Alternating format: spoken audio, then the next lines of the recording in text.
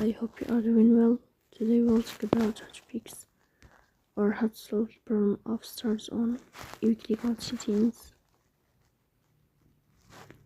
Here in this page, you will click on apps, default apps, app settings.